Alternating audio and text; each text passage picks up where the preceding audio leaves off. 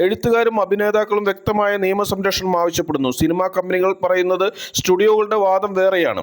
AI ഉപയോഗിച്ചാൽ ചെറിയ ബജറ്റിൽ വലിയ സിനിമകൾ നിർമ്മിക്കാം. സ്വതന്ത്ര സംവിധായകർക്കും ലോകോത്തര ദൃശ്യങ്ങൾ സൃഷ്ടിക്കാം. ചെലവ് കുറയും, ചിത്രീകരണ സമയം കുറയും, അപകടകരമായ രംഗങ്ങൾ ഡിജിറ്റലായി സൃഷ്ടിക്കാം. ഭാഷ ഒരു തടസ്സമാകില്ല.